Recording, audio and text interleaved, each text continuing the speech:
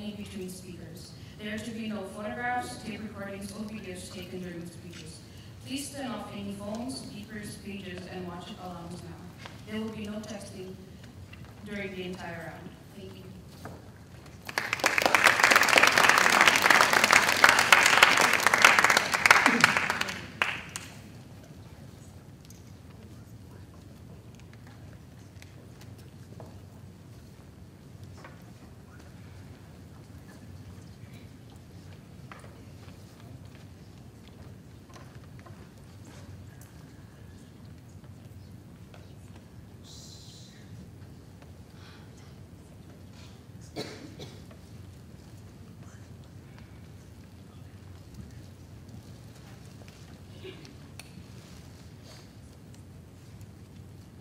The Invention of Wings by Sue Monk Kidd is based on the true story of two courageous female abolitionists at the beginning of the 19th century. Set in the deep south of the United States, the narrative spans just 35 years of soul-destroying slavery. In this extract, 10-year-old Handful describes the consequences of her mother's defiance. The Saturday before Easter, we all got sent to the dining room. Tom said things had gone missing in the house. There wasn't nothing worse for us than some little old piece of nonsense disappearing. But this time, it wasn't a piece of nonsense. It was Mrs. brand new bolt of green silk cloth. There we were, 14 of us, lined up while Mrs. carried on about it. One of you is guilty of thieving. If you return the bolt of cloth, which is what God would have you do, then I will be forgiving. Mrs. didn't think we had a grain of sense. The night after the cloth vanished, I slipped out. I had to pass by Cindy, but she was snoring away. I slid into bed next to Mama. What you think you're doing? Get up. We going back to the house right now. This is the last time you sneaking out. The last time. This ain't no game, Handful. There'd be misery to pay on this. She dragged me inside through the kitchen.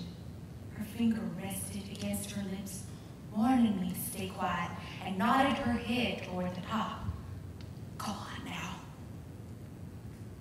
I didn't get 10 steps when I heard a door open down below and the air suck from Mama's throat. Master's voice came out of the dark. Who is it? Who's there? Charlotte, what are you doing in here? Nothing. Nothing, sir. There must be some reason for your presence in the house at this hour. You should explain yourself now to avoid any trouble. Mama waited too long, because here came Mrs.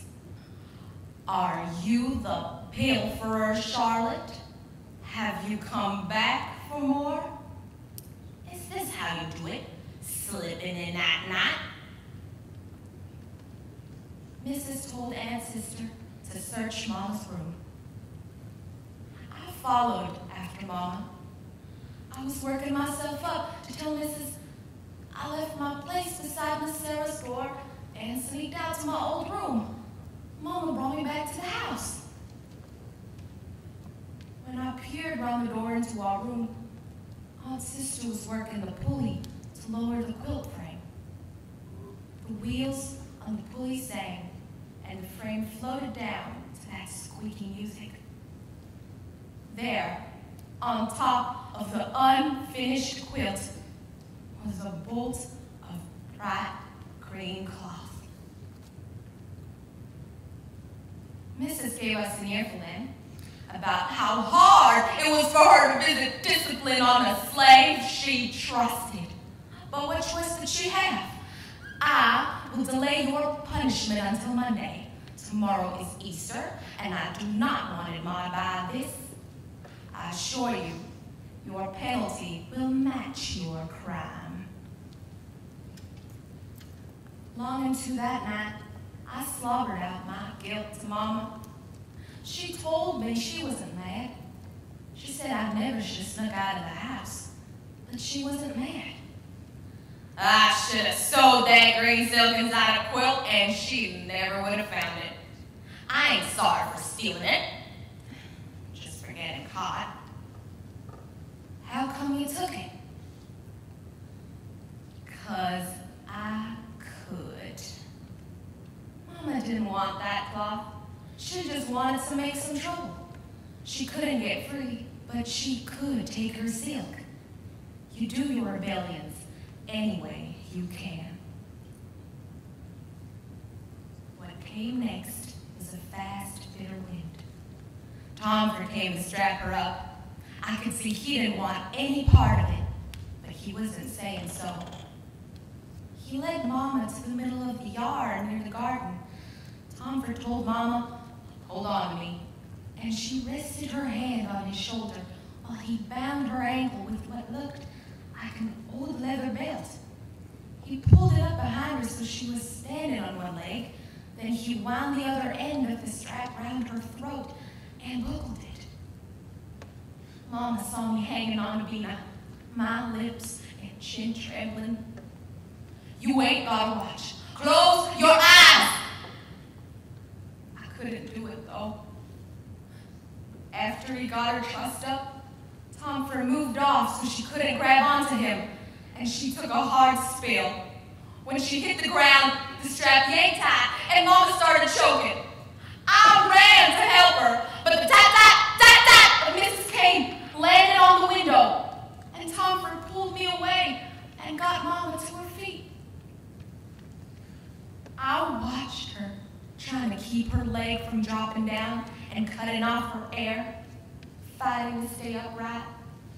Her standing leg quivered. Blood from her head cut ran down her cheek.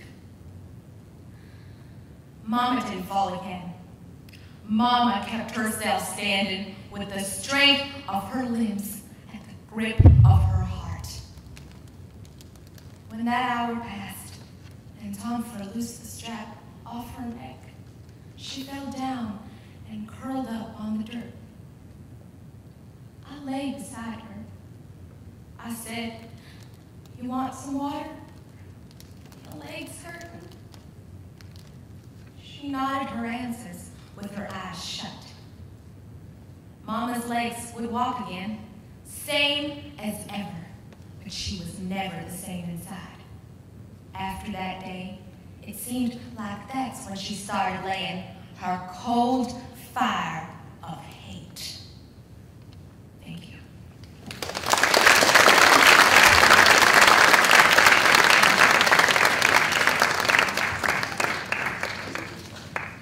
Speaker's time is 7 minutes, 6 seconds.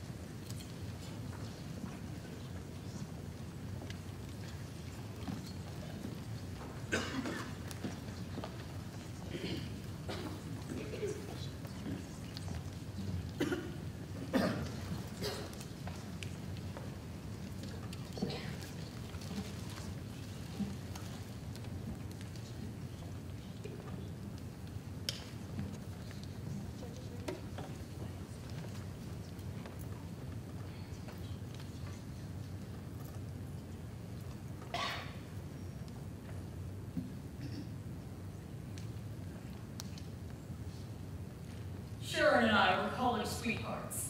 We met our freshman year and discovered we were the only confirmed Native American Catholics in a 3-mile radius.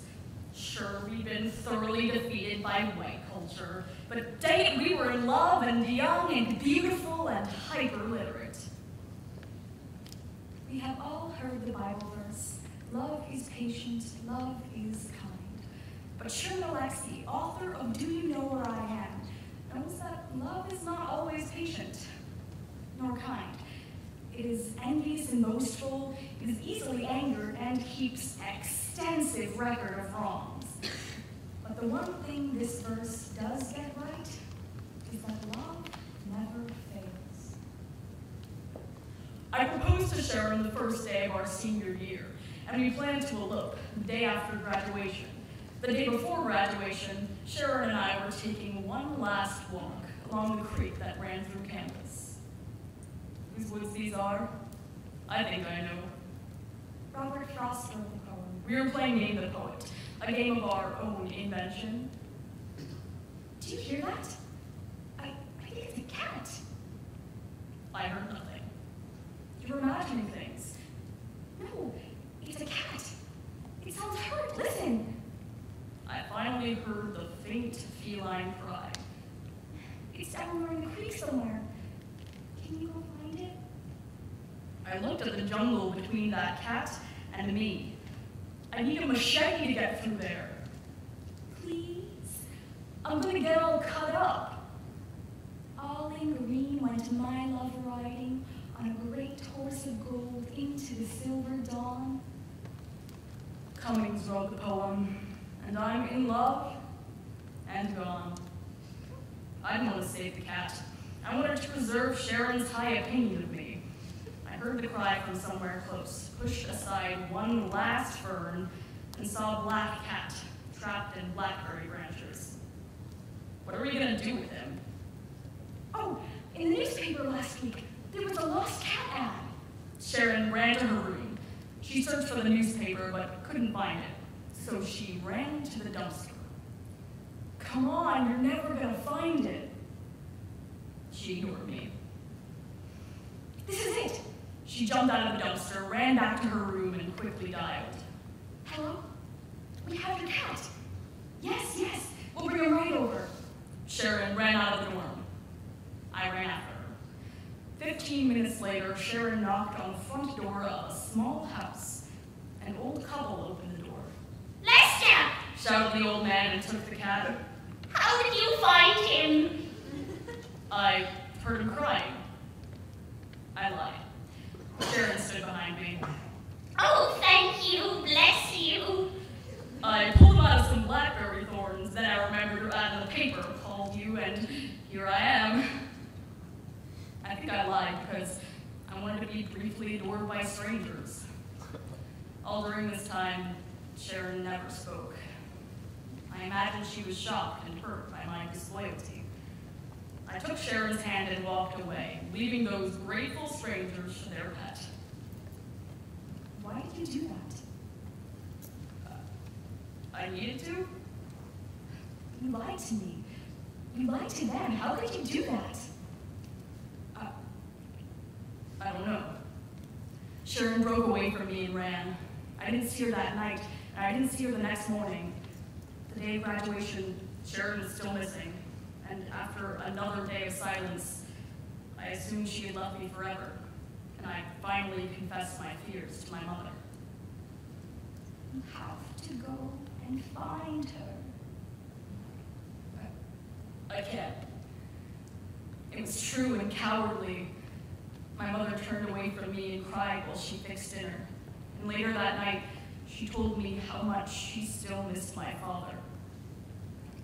He's been gone 22 years, but I can still feel him, right here. The next morning, Sharon came to see me. I was so grateful for her presence that I leaned against the wall to keep from falling down. My mother and Sharon hugged until they both cried, and when my mother left, Sharon took my face in her hands. You're a liar. I'm going to marry a liar. For the next 29 years, we lived as wife and husband. All during those years, at every house party, dinner gathering, or company picnic, Sharon told the story of the lost cat. My husband, the liar, she always called me. At first, she told the story to hurt me. And then she told it out of habit. And then she told it because she turned it into a wildly funny adventure. And then he fell into the creek. Suddenly, Sharon and I were 40. On my birthday, she got me a shirt that read, "Lost Cat, do you know where I am?" I laughed and wore that shirt's pajamas. And then, suddenly and mortally, Sharon and I were 66. On her birthday, she blew out the candles and made some secret wish. 1 year later, after chemotherapy, radiation, organic food, acupuncture, and tribal shaman, Sharon lay on her deathbed. I'm going to die soon. I know. I'm okay with it. I'm not. Because I love you so much, I would fistfight time to win back your youth. You're a liar. She smiled, too tired to laugh. I lied to you once, but I haven't lied to you since. Is that the truth? Yes. Thank you.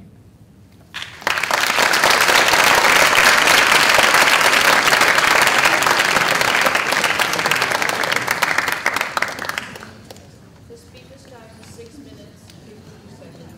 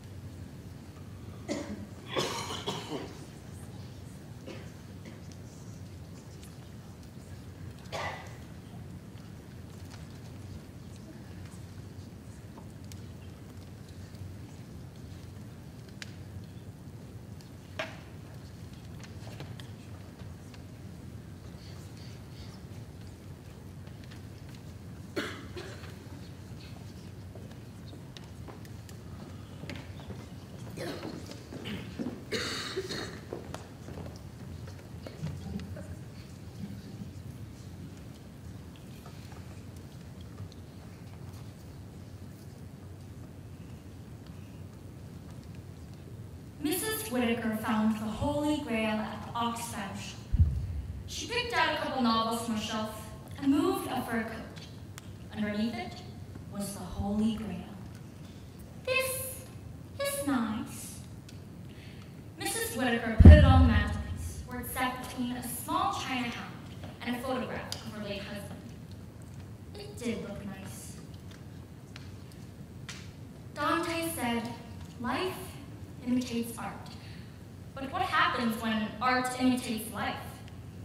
In Neil Gaiman's chivalry, we come upon Mrs. Whitaker, who gets swept up on a quest for the Holy Grail and finds herself in a real-life fairy tale.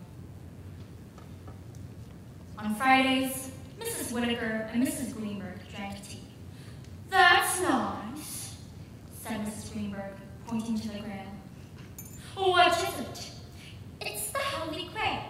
It's the cup that Jesus drunk out of at the Last Supper." "I wouldn't know about that." "But it's very nice." Oh, Myron got one just like that when he won the swimming tournament. Only, it's got his name on the side. At midday, Mrs. Greenberg went home. The doorbell rang.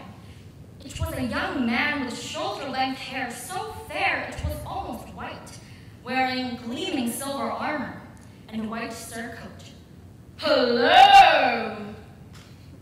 Hello? I'm on a quest. That's nice. Can I come in? I'm sorry. I didn't think so. I'm on a quest for the Holy Grail. Can I come in? Have you got any identification? She knew it was unwise to let unidentified strangers into your home. The young man went back down the garden path. The knight fumbled in his saddlebag and returned with a scroll signed by Arthur, King of all Britons, and charged all persons to know that here was Galahad, Knight of the Table Round, on a noble quest. I suppose you'd better come in. Galahad saw the grail on her mantelpiece and dropped to one knee. Light came through the curtains and painted his face with golden sunlight.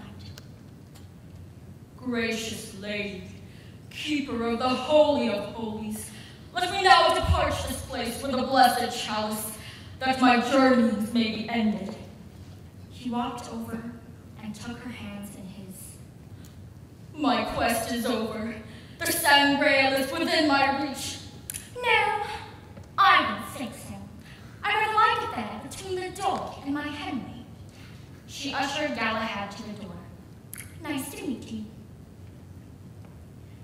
On Tuesday, she went to the post office.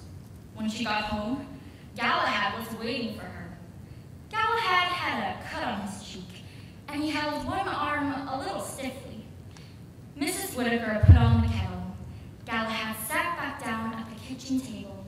He opened the leather purse at his waist and took out a white stone. My lady, this is for you, and you give me the Sang Grail.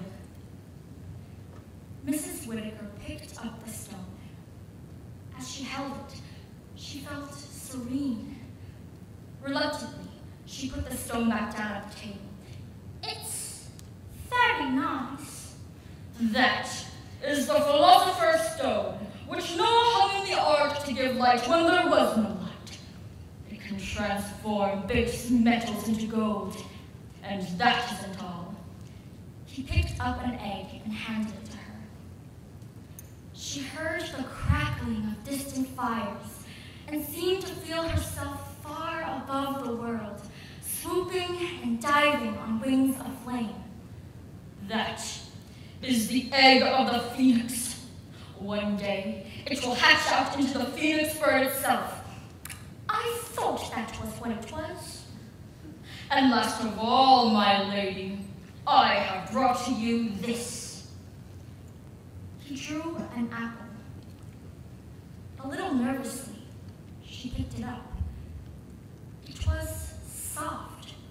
Her fingers bruised it, and ruby-colored juice ran down Mrs. Whittaker's hand. It is one of the apples of the Hesperides. One bite will heal illness. A second restores the youth. And a third is said to grant eternal life. Mrs. Whittaker licked the juice from her hand. Then, it all came back to her, how it was to be young, to do whatever she wanted to do, just because she was herself. That's all I have brought for you. They weren't easy to get. Mrs. Whittaker put the ruby fruit down.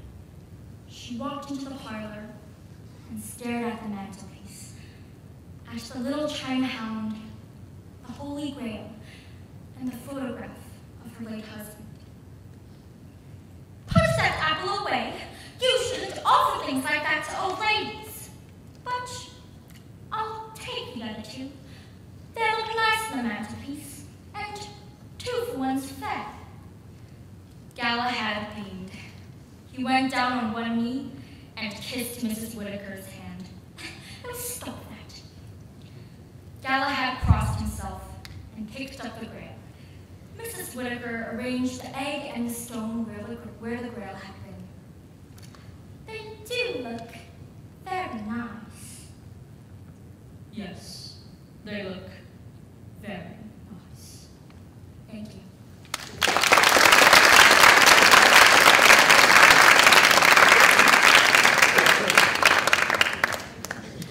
The speaker's time is 6 minutes, 38 seconds.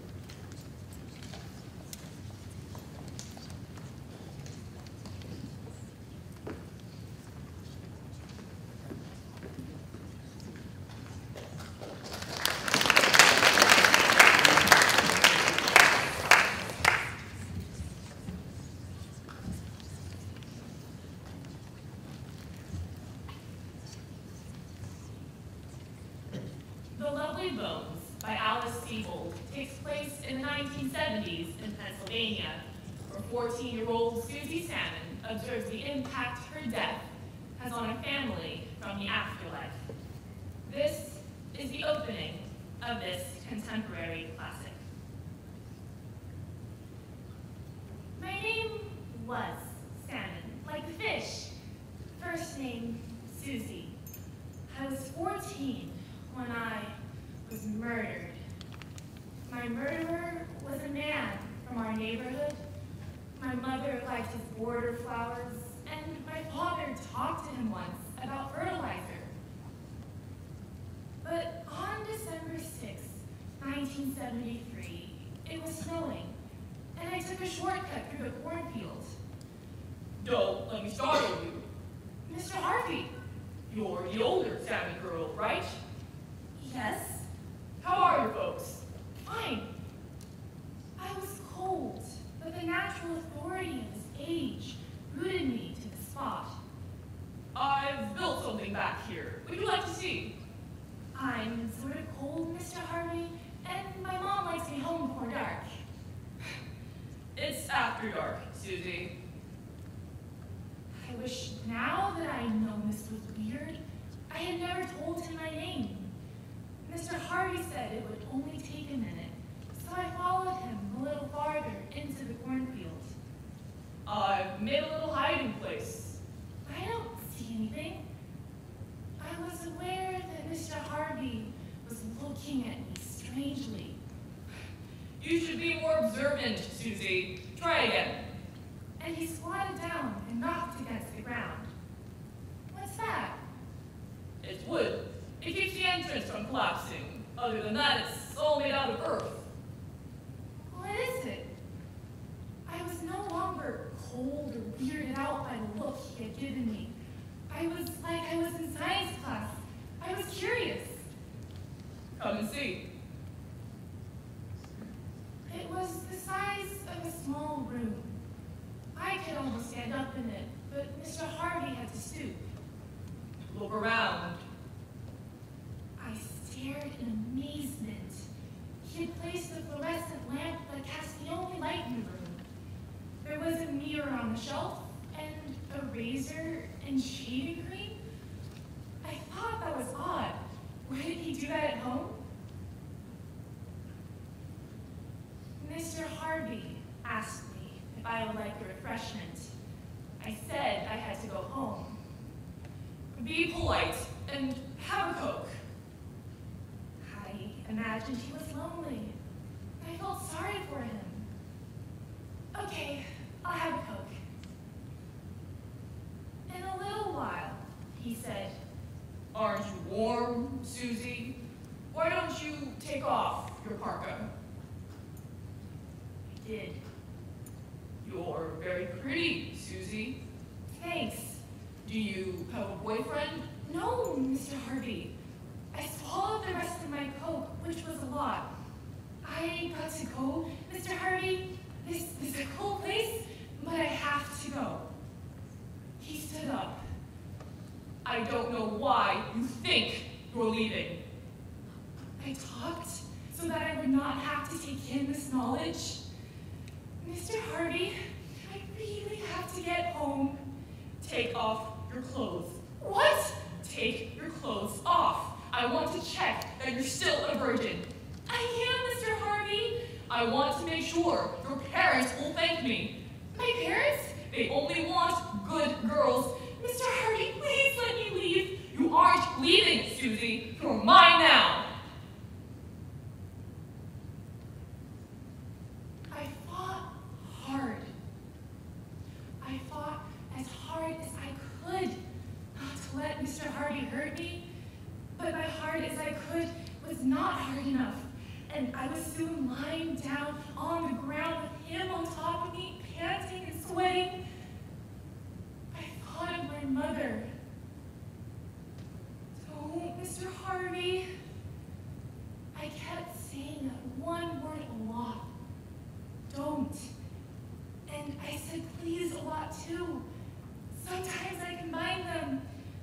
Please don't, or don't, please. It was like insisting that a key works when it doesn't, or yelling, I got it, I got it, I got it, as a softball goes sailing over you into the stands. Please don't. But he grew tired of hearing me plead.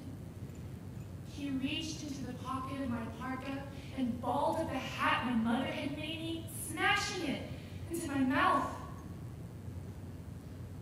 I wept. I began to leave my body.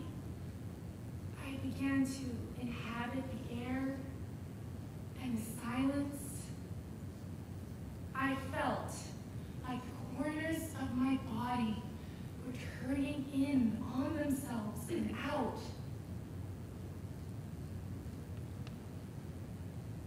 Mr. Harvey made me lie still underneath him and listen to the beating of his heart. As I shook, a powerful knowledge took hold.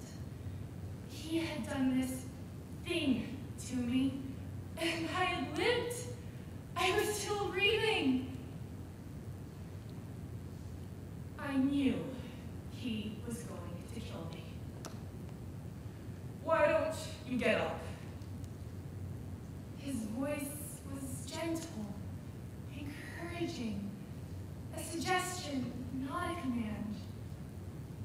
He leaned to the side and felt across the ledge to where his razor and shaving cream sat.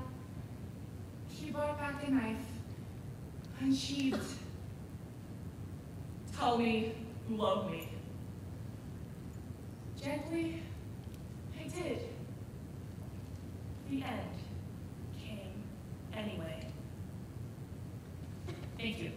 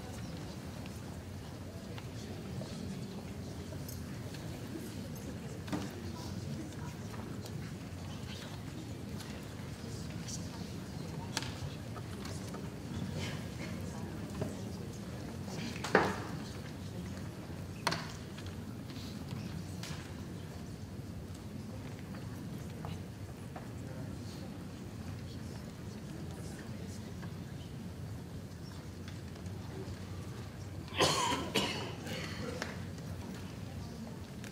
there anyone from a stamp in the room, please, their stamp room is now open. So just to check.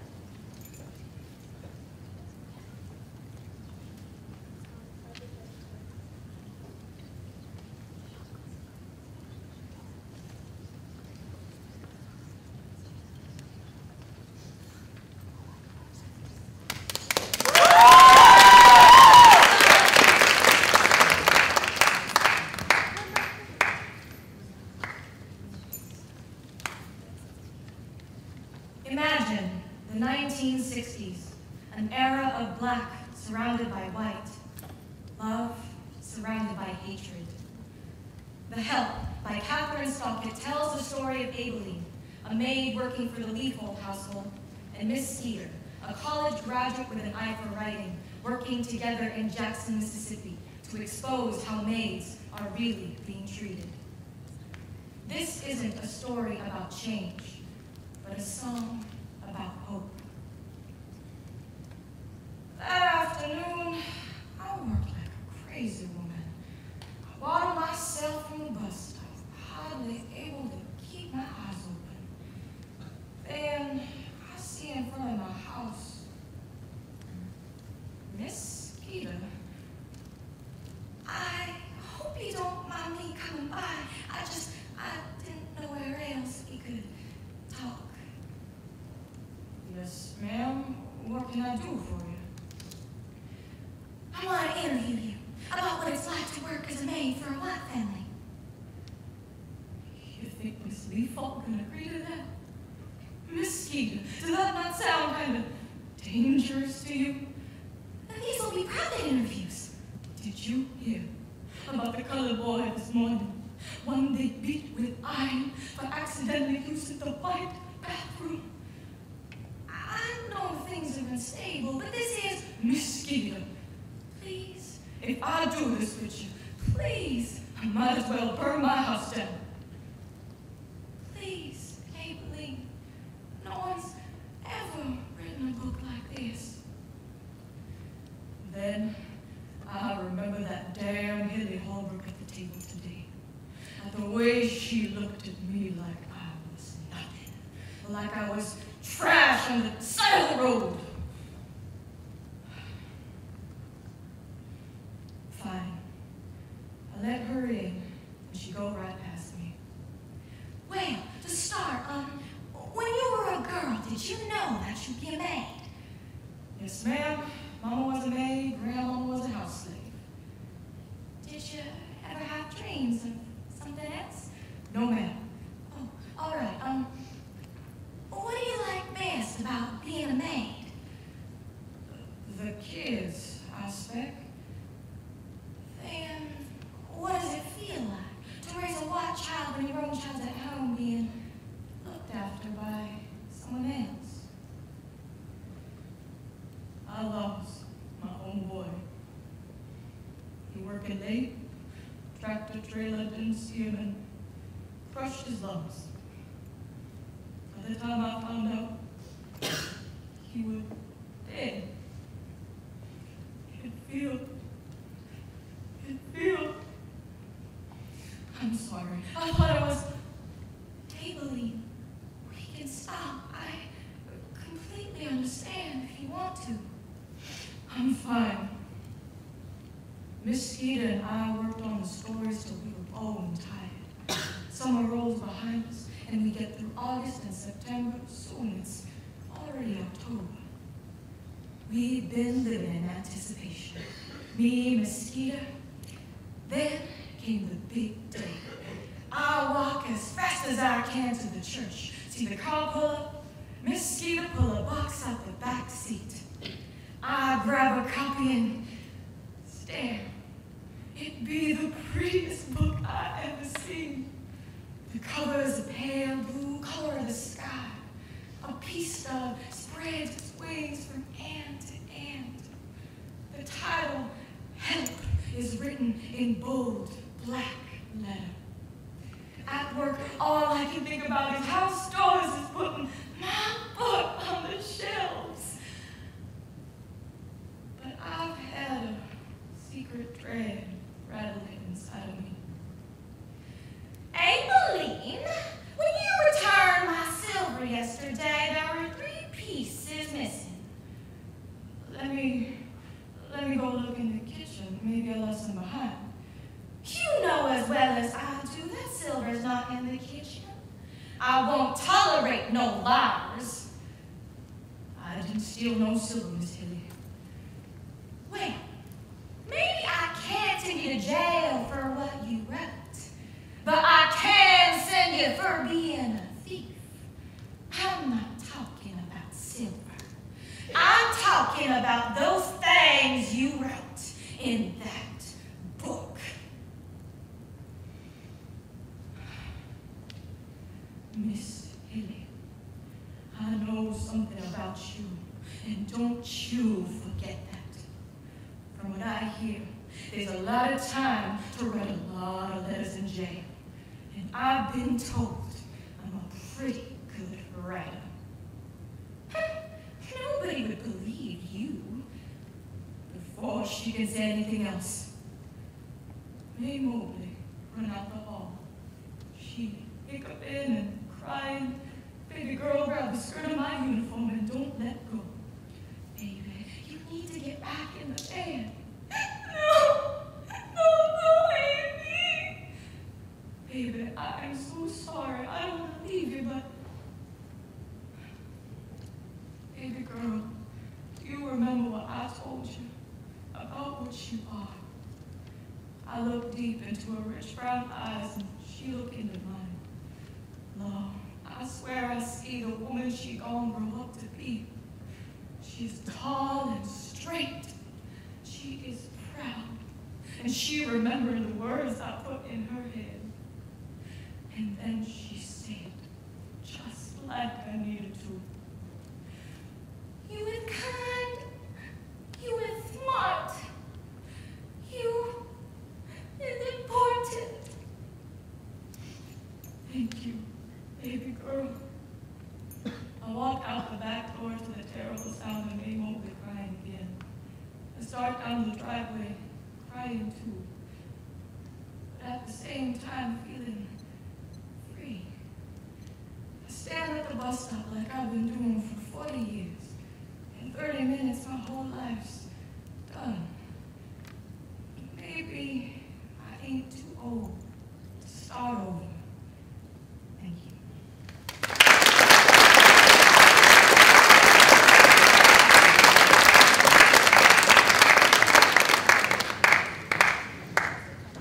The speaker's time is 7 minutes.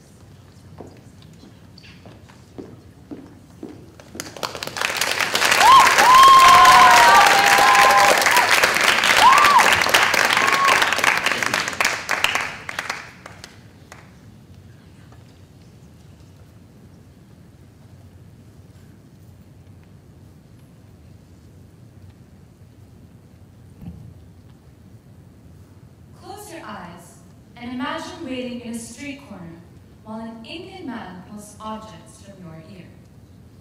Could you do it? Many of us wouldn't even dream of it, including the narrator of our story, who stumbles upon Muhammad Ali, the ear cleaner. This enduring short story by Brad Newsham is how a simple urban dweller makes ends meet by convincing his tourists to lend their ears. Yes, to listen, but also to be cleansed. This is a beautiful portrayal of how innocence mingled with honesty can help a man overcome the disadvantage posed by his social standing and illiteracy. I planned to spend my last Indian afternoon on the lawn of New Delhi's Conant Circle. The instant I moved my leg from the sidewalk, I felt scores of eyes lock onto me. I saw beggars, shoeshine boys, massage men, fortune tellers moving towards me. The Gupta massaged my neck, and Ali Baba read my palm. You have been sick with stomach ache, but now you are well. You will soon be rich. The talents of these men cost me $2. A single man remained. Earlier, I noticed him smiling patiently on the grass. Now he sat grinning as though he had some unbearably good secret. Hello, Baba. His smile was so sweet it might have graced India's tourist posters. His name, too, was a classic, Muhammad Ali. If playfulness was something barterable, I'd have traded my money belt for a dose of his. The cute black swab tucked under the lip of his turban revealed his trade. Ear cleaner. An Indian man felt like a lab technician over the cocked head of a kneeling European. It's a tourist phenomenon. Imagine letting a stranger, some man in a park, on a beach, in a train station, stick something in your ear. Ears cleaning, Baba? Oh, but it is nice, Baba. See, my book? I looked to see what sort of idiots had risked their eardrums.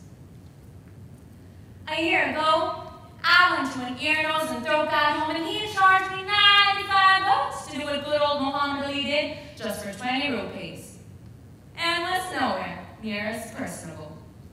J.T. Robbins. I'm a 60s child, and I thought I'd done it all. But ears?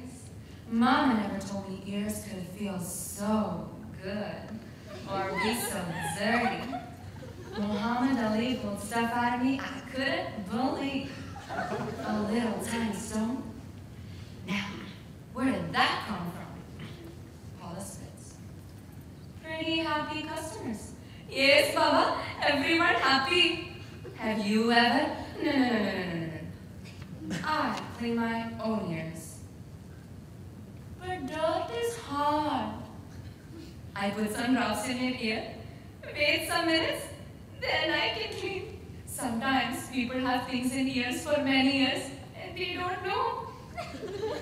They might as well have been offering to tattoo Krishna's portrait onto my forehead. I can hear just fine. He folded his hands and sat there, smiling. What's the best thing that ever happened to you? People? So many people from all over the world. People from every country come to Conant. What's the worst thing? I cannot read or write. Can you read numbers? Some numbers. Baba, you read and write. Yes? Yes? Papa, maybe you can help me. Maybe you can read to me? He handed me an aerogram. It was from a Japanese woman, Kyoko. She had vacationed in New Delhi a month earlier, and Muhammad Ali had cleaned her ears.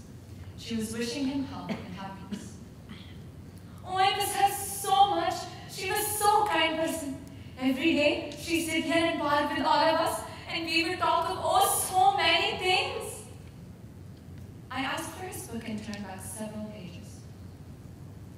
Meeting Mr. Muhammad Ali was the best part of my journey. I so thought he would open my ears, but also opens my heart. Kyoko Okubo. Baba, maybe you will write for me. To her. What do you want me to tell her? You write. But I don't know her. You spend many days with her. I never write Baba.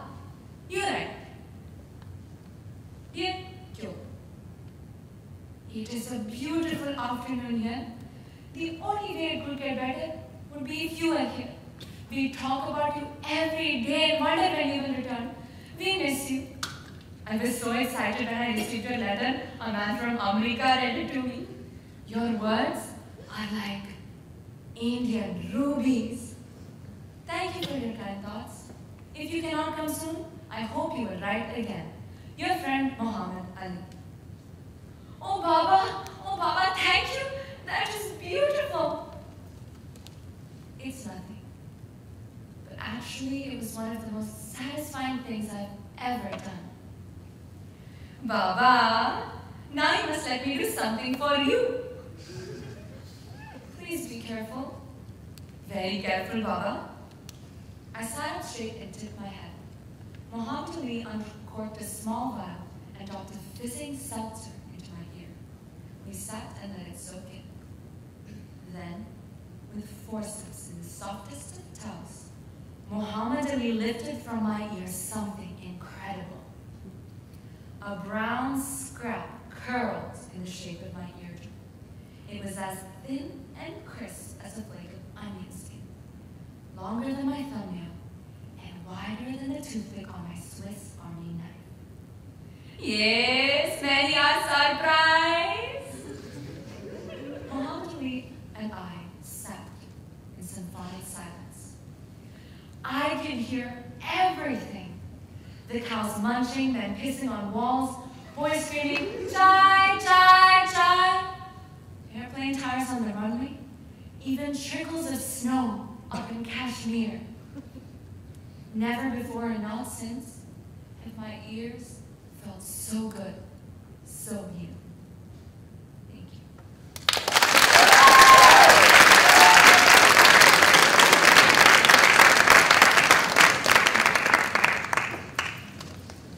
The speaker's time is 7 minutes, 29 seconds.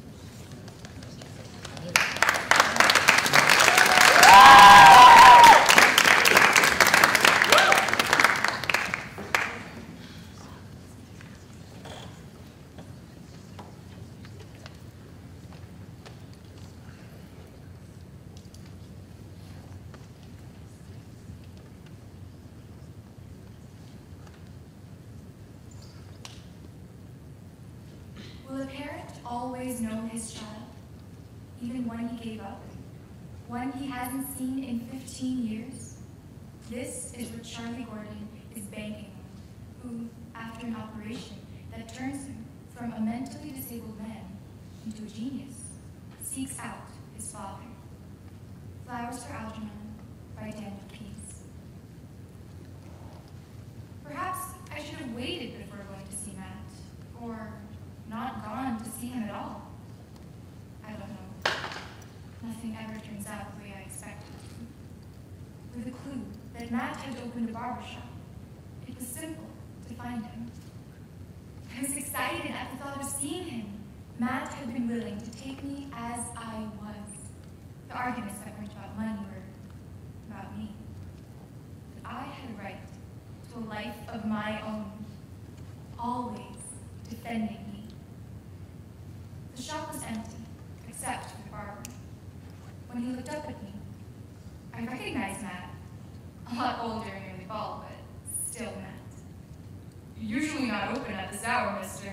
Lucky for you, I sat down to rest my feet. Everything's sanitary, as you can see, which is more than I can say for most barbershops in this neighborhood. Haircut and shave? The works. Haircut, shave, shampoo. I've got to meet someone I haven't seen in a long time, and I want to look my best. Shaving me silently, he put cool pads of cotton over my eyes.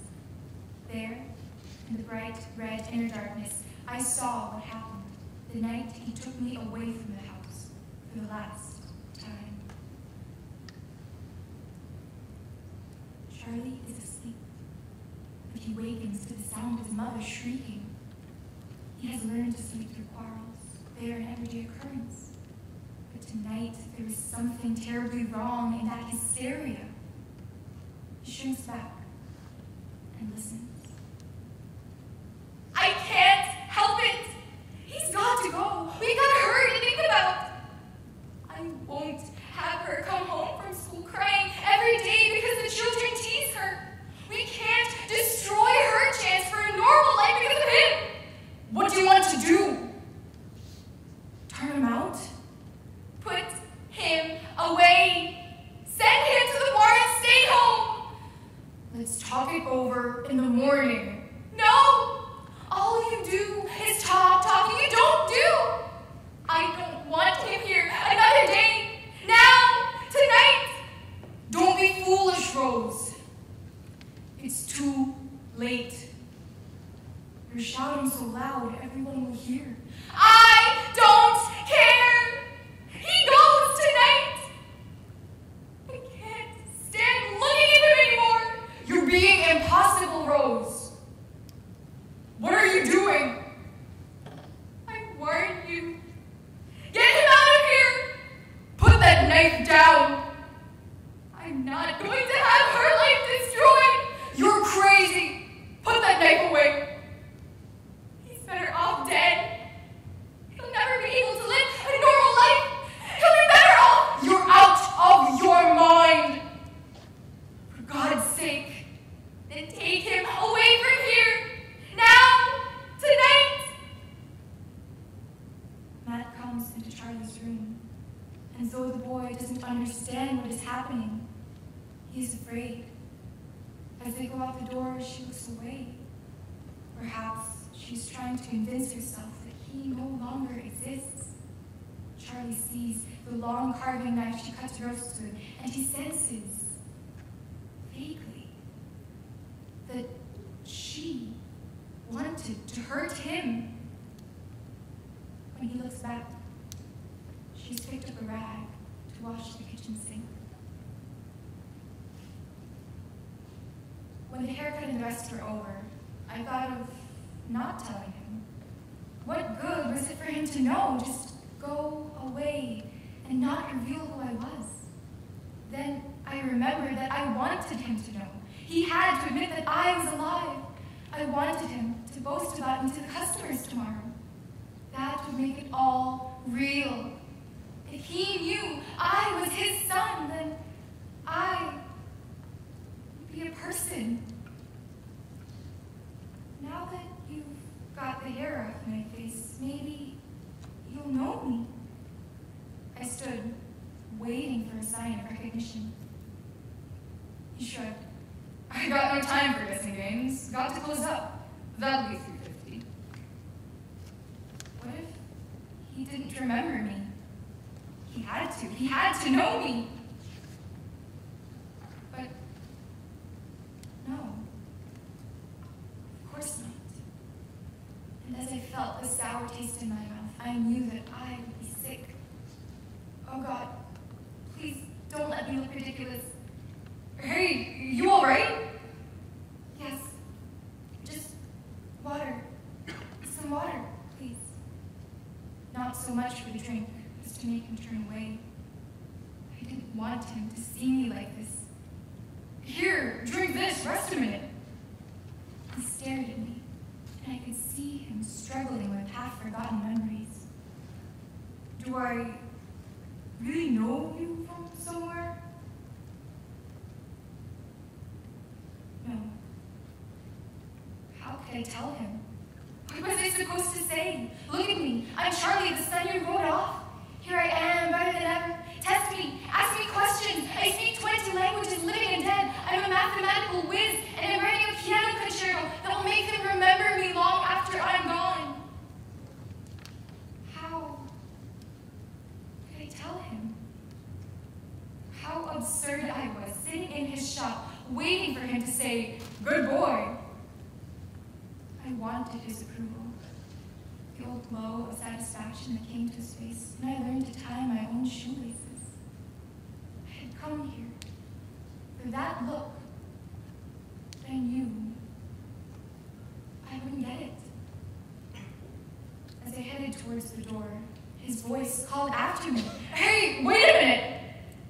What are you trying to pull? You owe me $3.50. I apologized, but I could see that he didn't believe it. I gave him $5, told him to keep the change, and hurried out of his barber shop without looking back. Thank you.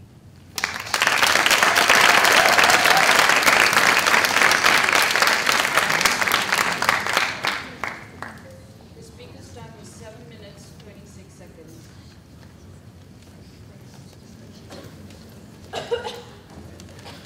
Okay, thank you, speakers. Judge will just finish up. We have extent coming in